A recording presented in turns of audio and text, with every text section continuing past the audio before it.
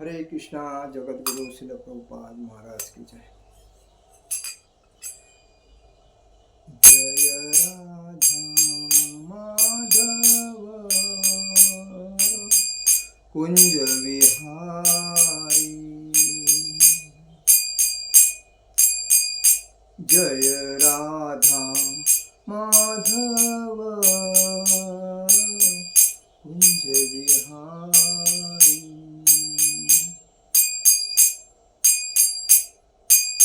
गोपीजन वल्लभ गिरिवरधारी, गोपीजन वल्लभ गिरिवरधारी। यशोदानंदन ब्रज जनरंजन, यशोदानंदन ब्रज जनरंजन। यमुना तीरावनचारी, यमुना तीरावनचारी। जय राधा माधव कुंज विहारी,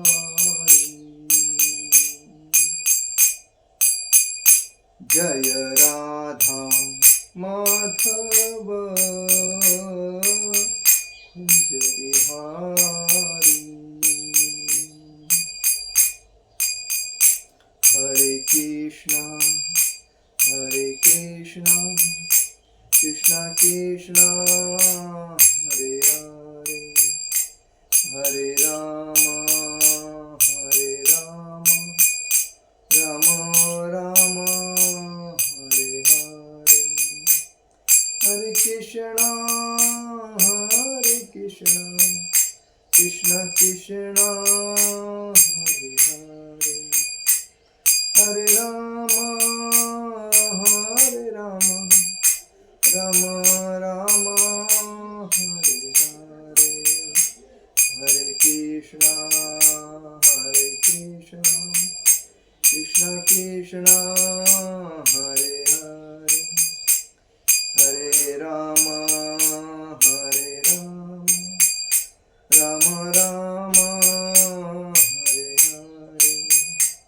हरे कृष्णा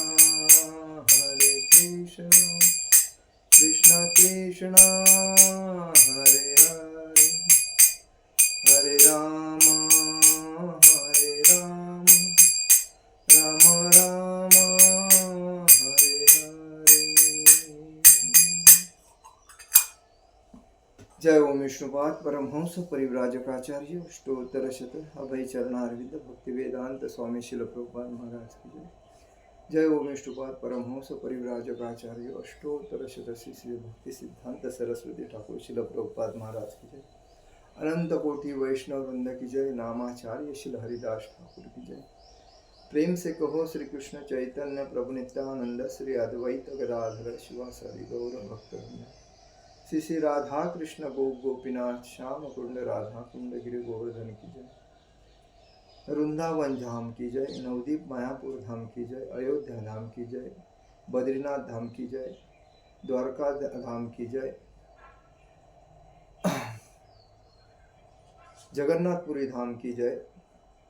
हरिनाम संकीर्तन की जय। गंगा माई की जय। यमुना माई की जय। तुलसी महारानी की जय। समवेद भक्तवृंद की जय। समवेद भक्तवृंद की जय।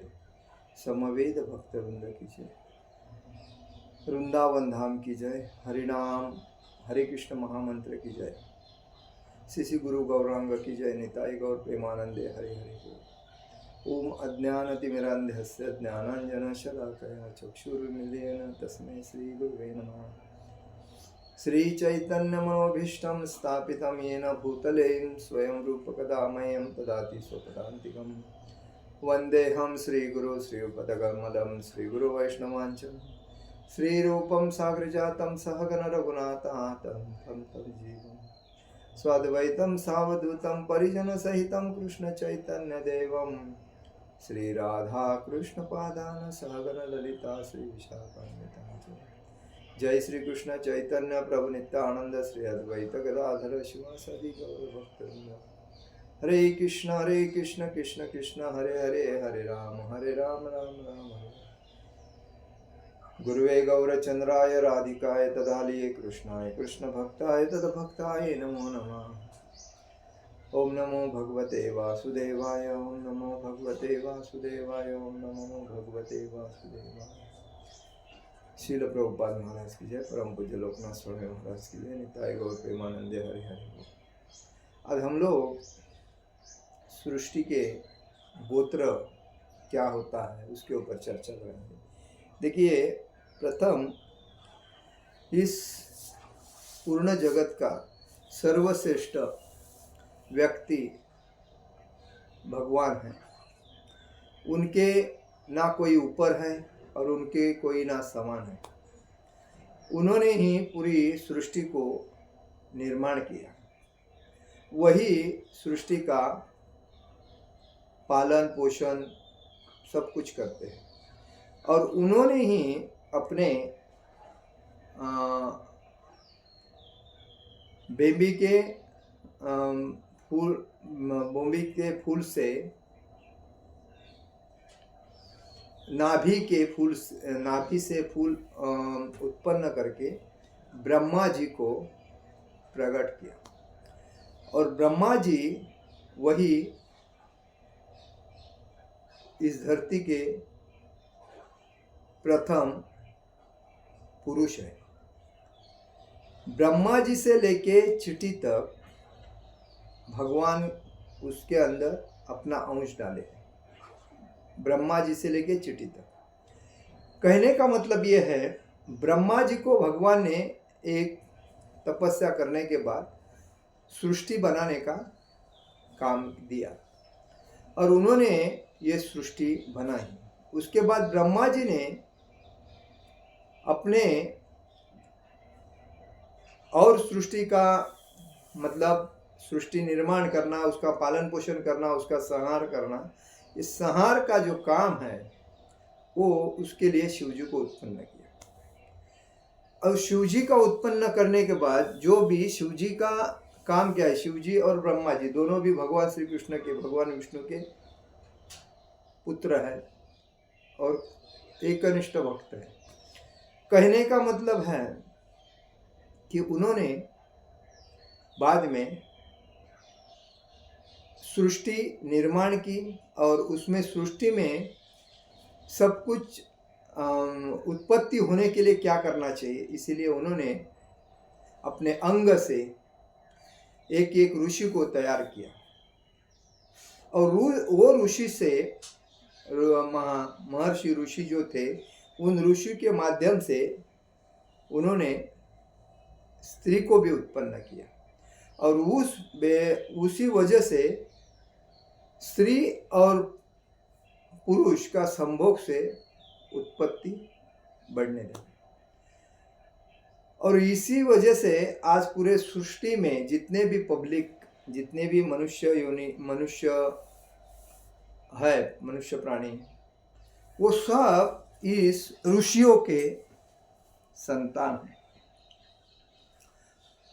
उसमें मुख्य जो ऋषि थे, तो इसमें ऋषि जो थे उनको ब्रह्मा जी ने उत्पन्न किया।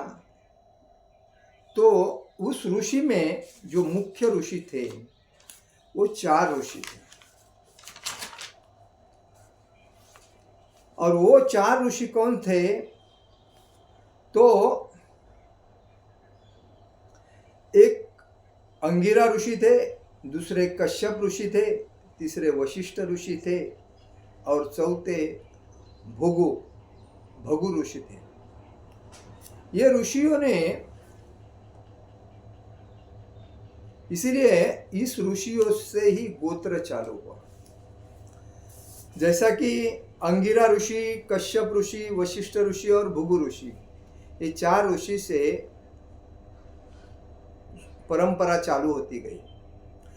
और परंपरा चालू होने के बाद में उनके ऊपर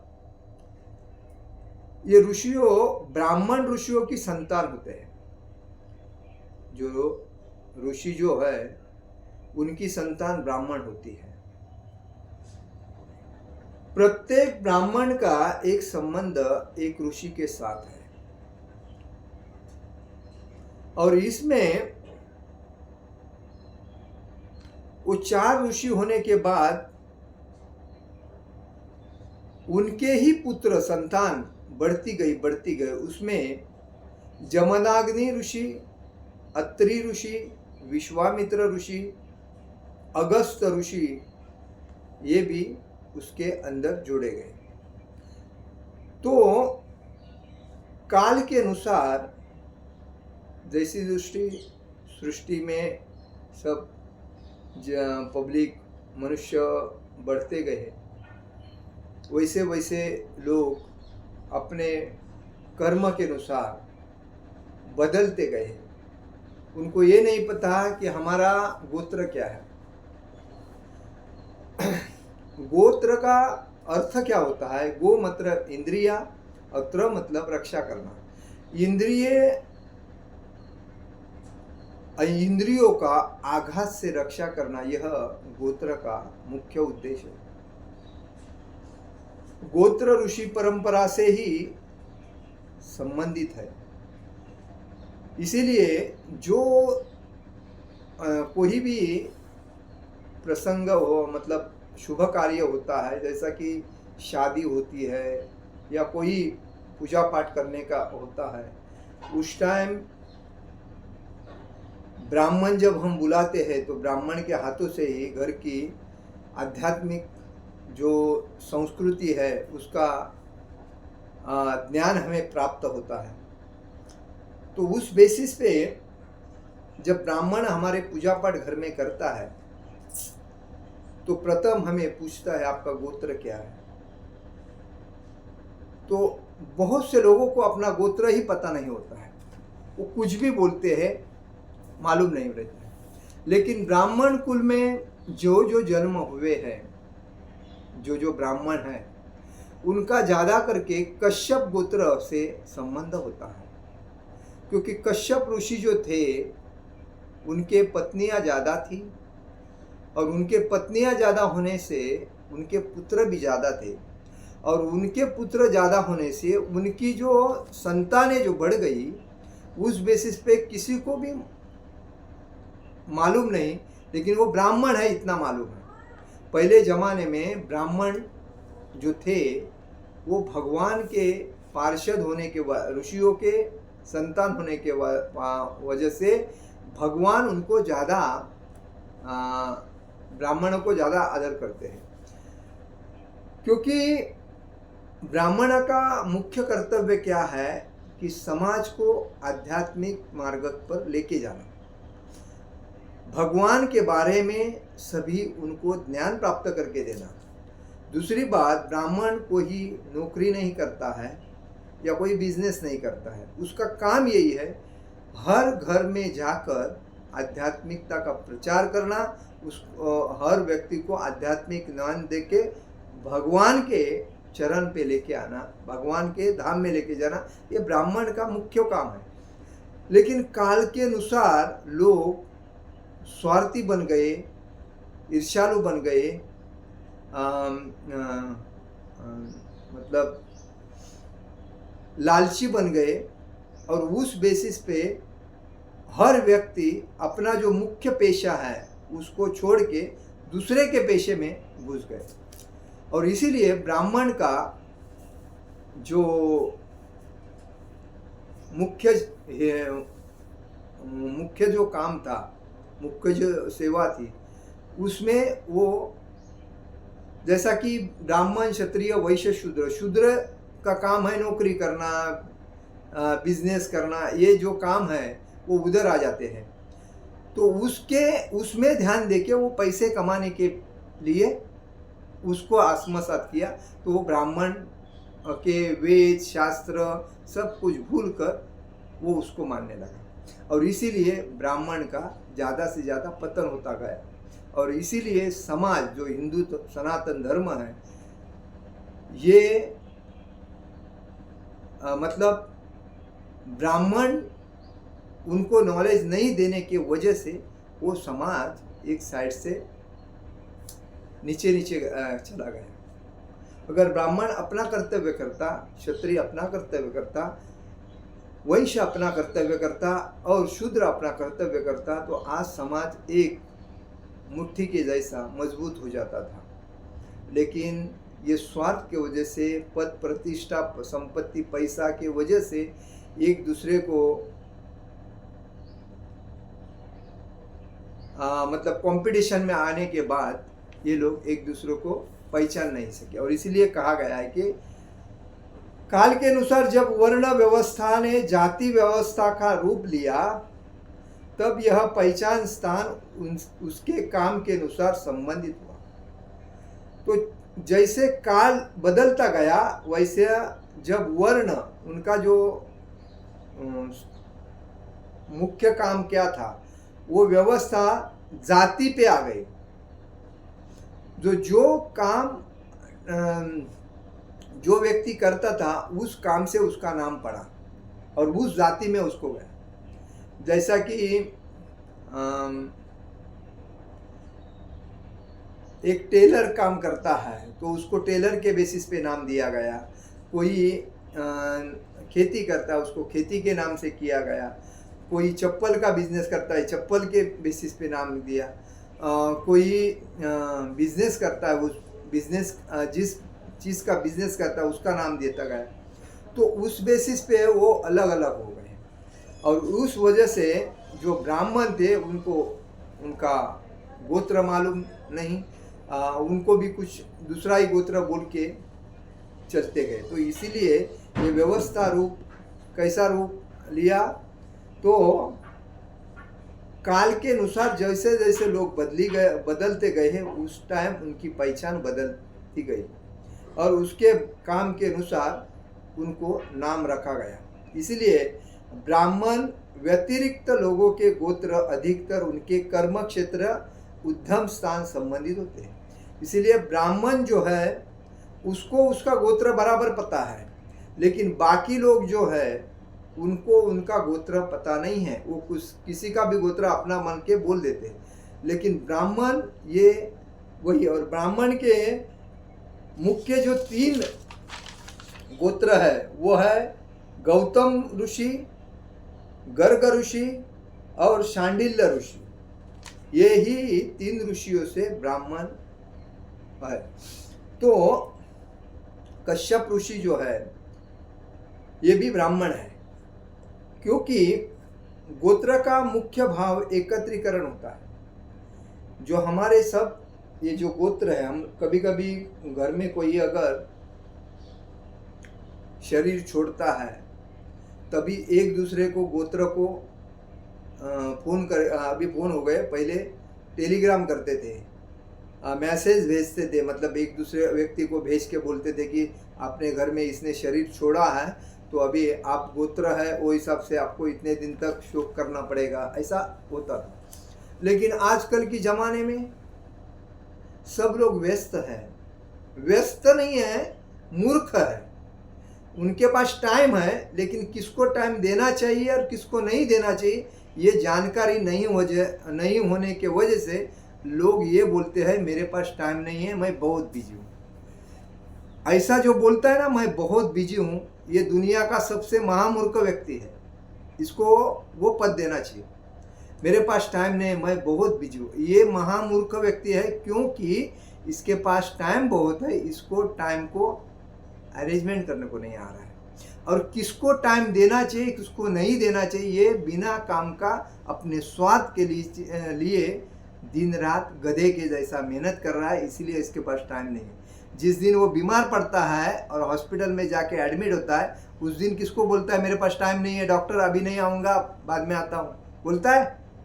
मूर्ख आदमी यही कारण देता है कि मेरे पास टाइम नहीं है। दूसरी बात, गोत्र का मुख्य भाव क्या है? एकत्रीकरण, एकजुट होना। बराबर, हम अगर कश्यप गोत्र के हैं तो हमें एकत्र होना चाहिए। हम अगर अंगिरा गोत्र के हैं तो हमें एकत्र होना चाहिए। हम वशिष्ठ गोत्र के हैं तो हम एकत्रित होना चाहिए। हम भृगु गोत्र के हैं तो हमें एकत्रित होना चाहिए।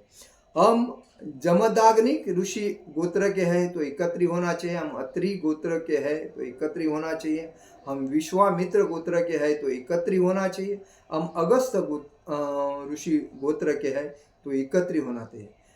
गोत्र का उद्देश्य है इकट्ठा हो जाओ। देखो, पांचों उंगली एक हो जाती है तो मुठ बनती है, और मुठ किसी को हम देते हैं तो उसको प्रेशर आ जाता है, दबाव बनता है।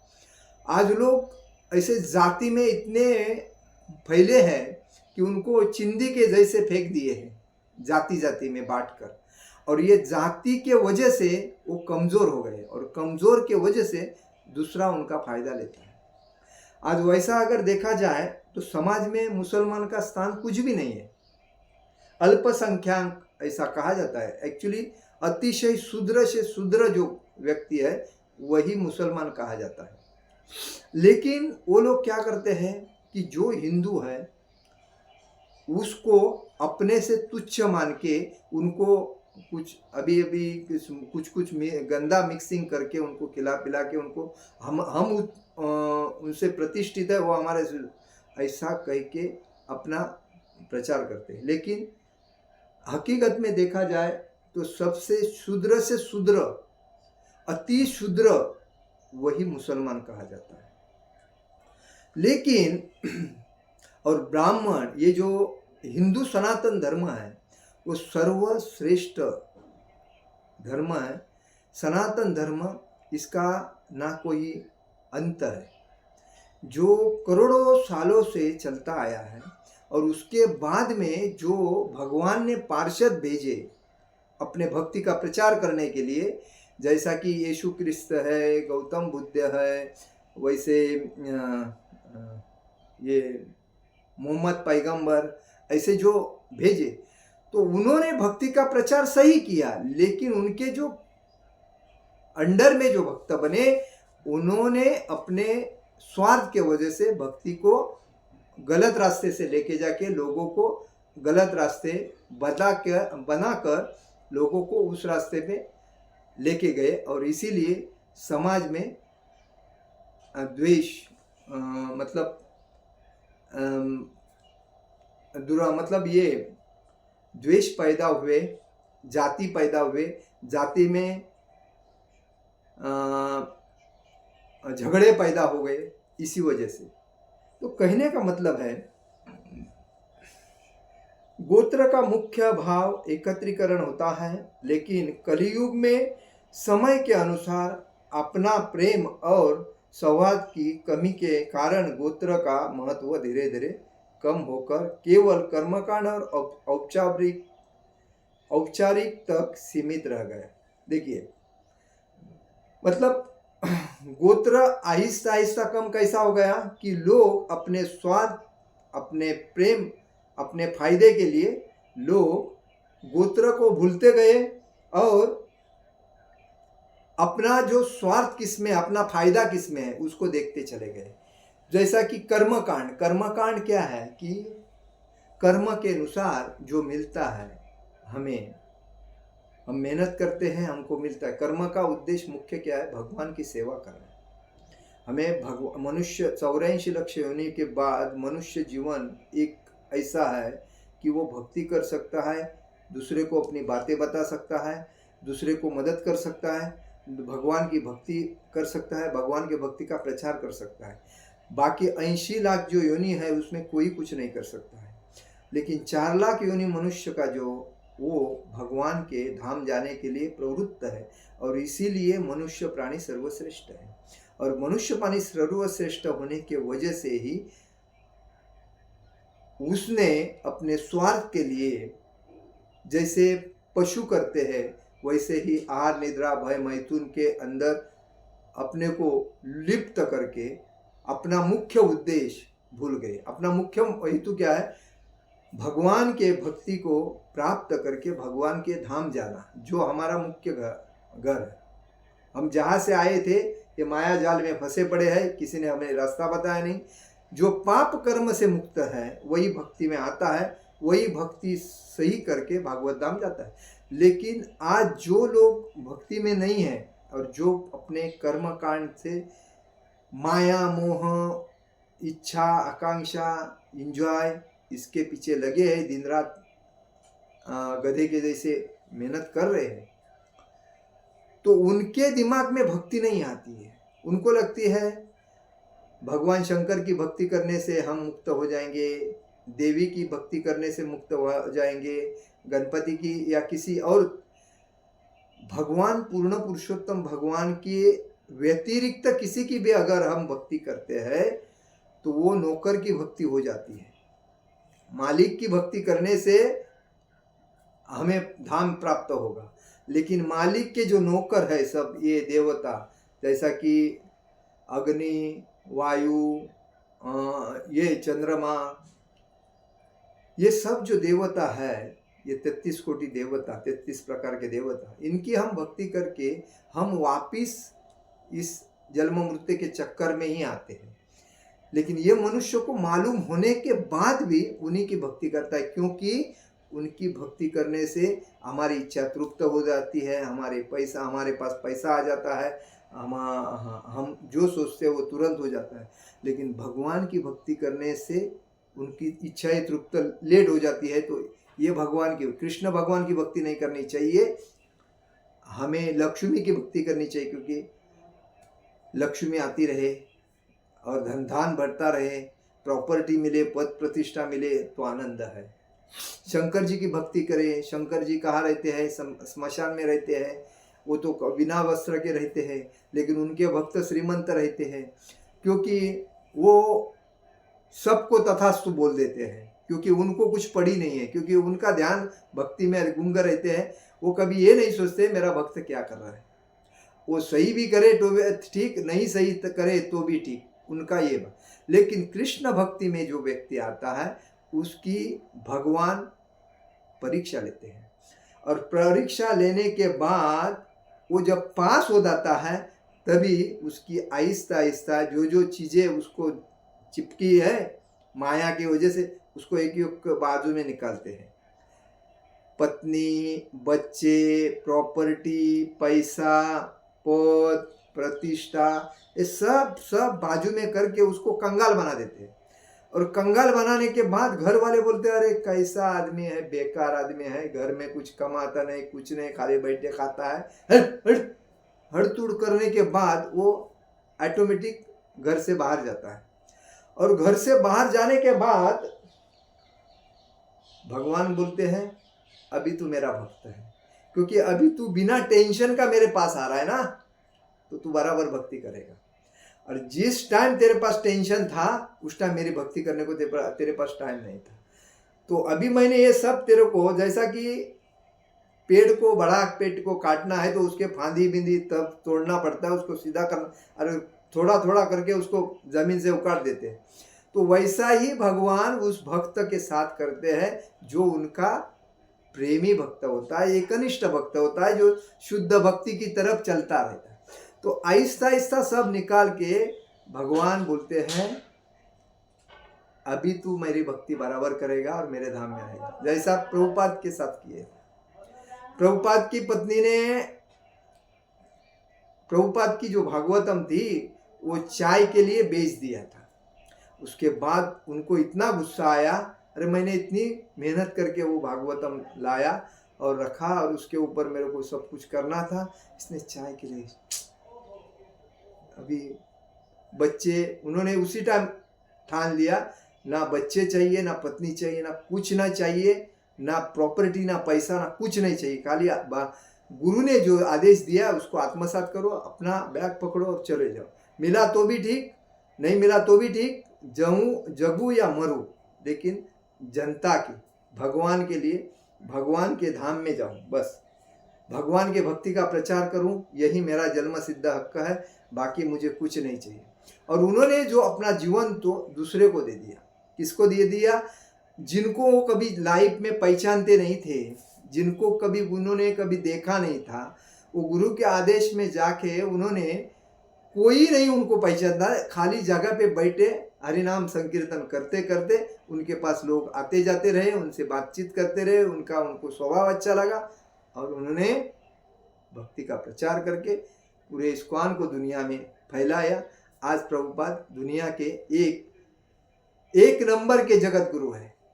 दुनिया में अगर किसी ने कृष्ण भक्ति का प्रचार किया है तो वही पूर्ण पुरुषोत्तम भगवान श्री कृष्ण के भक्ति का प्रचार किया है अभय चरणारविंद भक्ति वेदांत स्वामी शिल प्रभुपाद महाराज। इन्होंने उनके बाद आज भक्ति का 50 साल में भक्ति का प्रचार सब जगह पे हो रहा है और मंदिर भी अभी 900 के ऊपर हो गए।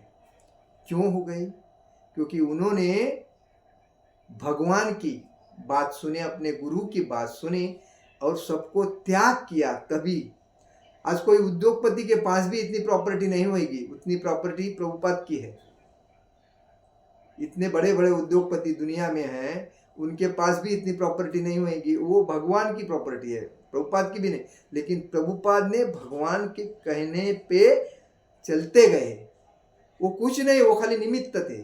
लेकिन सब कौन कर रहे थे? भगवान कर रहे थे। उनको कैसा करने का, क्या करने का, किसको मिलाने का, किससे फंड लाने का, क्या सब भगवान कर रहे थे। इनको भगवान सामने नहीं आते थे, भगवान पीछे, लेकिन प्रभुपाद जाते थे और वो सब प्रभुपाद ने किया। क्यों? इसी वजह से। तो कहने का मतलब है भगवान कृष्ण का भक्त बनना कोई मामूली चीज नहीं है। उनके लिए बहुत मेहनत करनी पड़ती है। इसीलिए कहा गया है उत्साह निश्चया धैर्य तत्तच कर्म प्रवर्तनात् संग त्यागा ततुरुत्ते षड्वी भक्ति प्रसिद्धति। जो उत्साह से, निश्चय से, धैर्य से जो भक्ति करता है, उत्साह है, निश्चय रहना चाहिए और धैर्य रखना चाहिए, मुझे भक्ति में प्रगति मिली, तभी तो सक्सेस होगा, तभी तो उत्साह सक्सेस होके भक्ति का प्रचार। आजकल लोग भक्ति में आते हैं, थोड़े दिन माला वगैरह करते हैं, अपने मन का जो इच्छा पूरा हो जाता है, बाद में ऑटोमेटिक निकल जाते हैं भक्ति। वो तो ऐसा ही था, आया था, लेकिन क्या मेरे को बहुत टेंशन आया तो मैं गला गया। अरे जब भक्ति में आए हो तो तुम्हारा सिद्धांत है कि कोई चीज की अपेक्षा नहीं होनी चाहिए तुम्हारे दिल में। तुम पूरी इच्छाएं लेके आए हो। कोई जब लड़के लोग भक्ति में आ जाते हैं तो बोलते हैं अच्छी लड़की मिले, प्रेम अच्छा बने, संबंध अच्छा बने, मैं उससे शादी करूं, उससे बच्चे पैदा करूं, बाद में मुझे जॉब मिलेगा, उसके बाद मैं घर लूँगा, उसके बाद मैं कार लूँगा, उसके बाद बैंक बैलेंस, प्रॉपर्टी, ये सब उसकी इच्छाएं होती है। लेकिन ये तो जवान की हो गई। लेकिन जिस व्यक्ति ने अपने घर में प्रपंच किया है, संसार और पत्नी के साथ संसार किया है, और वो संसार के बाद में जो व्यक्ति भक्ति में आ रहा है तो उसको अभी घर में रहने की क्या जरूरत है? उसने तो बच्चे अभी अपने पैरों पे खड़े हो गए हैं, वो कमा रहे, खा रहे, उनके हाथ में सब देके साइड होना चाहिए। भगवान के नाम, गुण, रूप, लीला में समाविष्ट होके चलना चाहिए। तो अभी काय को रुका है? लेकिन ऐसे महामूर्ख लोग हैं, उसके बाद भी अपना घर नहीं छोड़ के भक्ति में आते। घर में भक्ति कर रहे हैं, घर में भक्ति कर... अरे घर में भक्ति होएगी ही नहीं। जब तुम्हारे घर में 4 लोग हैं, चाऊ चाऊ चाऊ चाऊ चाऊ चालू रहेगा तो काय की भक्ति होएगी? जब कोई अगर चांटिंग करता है, रीडिंग करता है, या कोई बीच में डिस्टर्ब करता है तो वो भक्ति में डिस्टर्ब है। भक्ति का मतलब क्या है? शांत वातावरण में भगवान को, अपने हृदय में स्थापित हुए भगवान को एकाग्र करके भक्ति का, उनके नाम का जप करना भक्ति, एक शांत वातावरण में। लेकिन हरे कृष्ण कृष्ण कृष्ण हरे हरे, हरे राम राम। तो त्या दिवशी उस दिन आया नहीं तो उसने पैसा दिया नहीं। हरे कृष्ण कृष्ण कृष्ण हरे हरे, हरे राम राम हरे। अरे बाद में क्या हुआ? तू बता क्यों नहीं, क्यों? अरे ये क्या भक्ति है?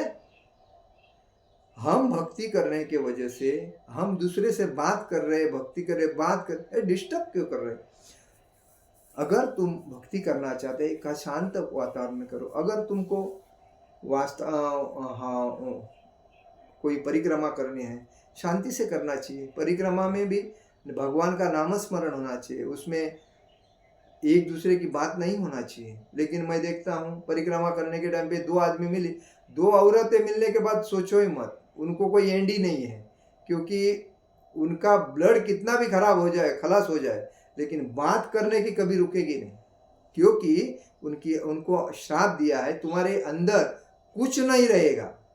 जो जब तक वो अपने अंदर का पूरा बाहर फेंकती नहीं एक दूसरे के ऊपर, तब तक वो शांत नहीं रहेगी। ये औरत की है हकीकत कहानी। तो कहने का मतलब है हमें भक्ति करने के टाइम पे कभी भी शांति से भक्ति करनी चाहिए। ज़्यादा बात नहीं करना। ज़्यादा बात करने वाला व्यक्ति कभी सक्सेस होता नहीं है, क्योंकि उसका कोई ठाव ठिकाना ही नहीं है, क्योंकि उसमें कोई ध्यान ही नहीं है। तो ये बात है। तो धीरे धीरे कमी होकर केवल कर्मकांड औपचारिकता तक सीमित रह गया।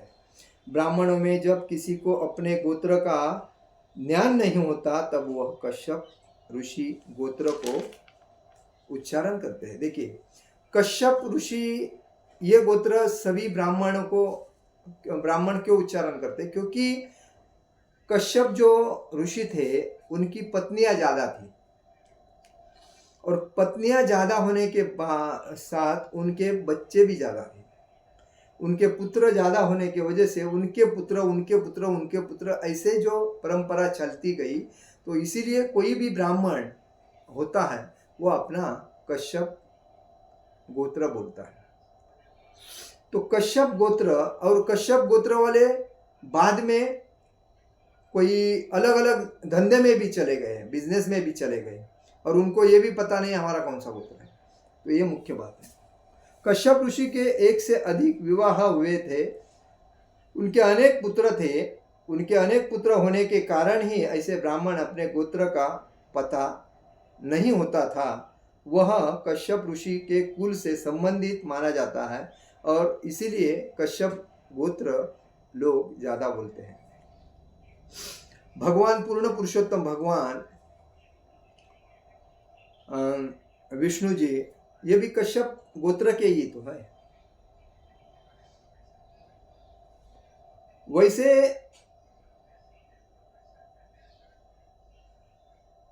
वैसे तो 7 गोत्र हुए हैं।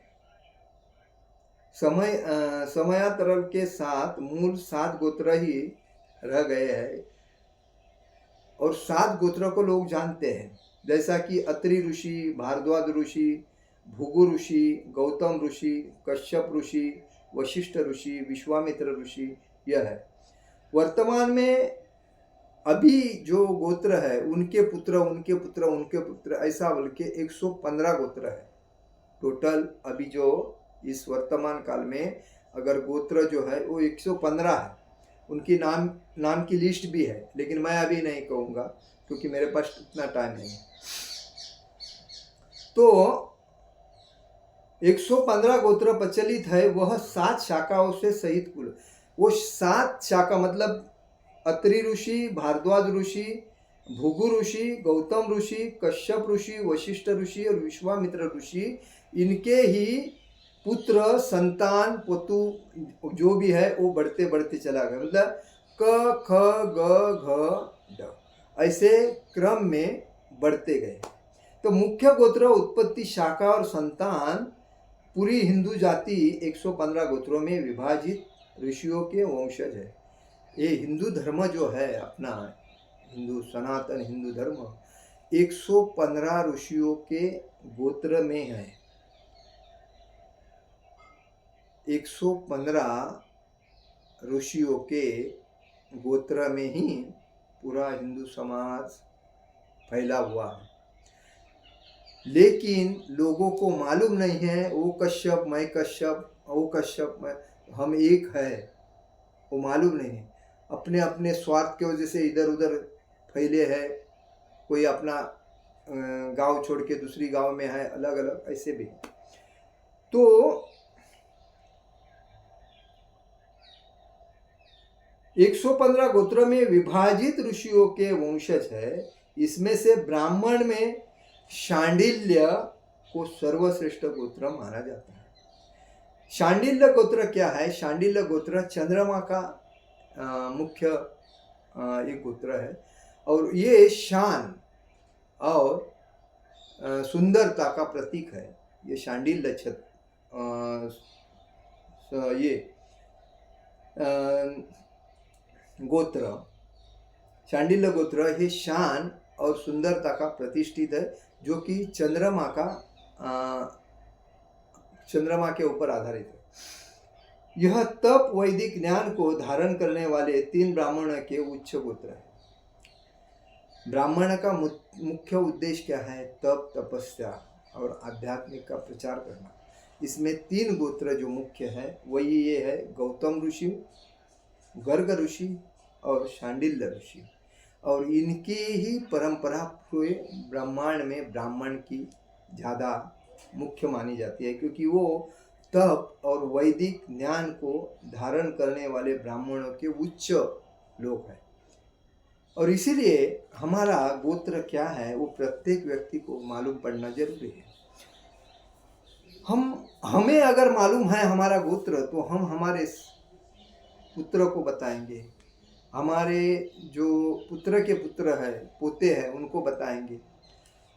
तो उस बेसिस पे आज एक दूसरे को गोत्र मालूम नहीं होने की वजह से हमारे बाजू में अगर अपना भाई भी बैठा है तो भी हम उसको नहीं पहचानते हैं। हम बोलते अरे कौन है, मालूम है। गोत्र से हमें अपना कौन है वो पहचानने आना चाहिए, और उसके वजह से हम इकट्ठा हो सकते हैं। तो इसीलिए हमारा गोत्र मुख्य है, और सभी लोगों ने अपना गोत्र क्या है वो समझ के अपने बच्चों को, अपने प्रतिष्ठित मतलब जो संतान है उनको बताना जरूरी है। तो गोत्र की परंपरा चालू रहेगी तो एकत्र होने में अच्छा रहेगा और एक दूसरे को मदद करने में अच्छा रहेगा। हरे कृष्ण कृष्ण कृष्ण हरे हरे, हरे राम राम राम हरे हरे। जगत गुरु श्रील प्रभुपाद महाराज की जय, परम पूज्य लोकनाथ स्वामी महाराज की जय, नेताजी प्रेमानंद। हरे हरि बोल।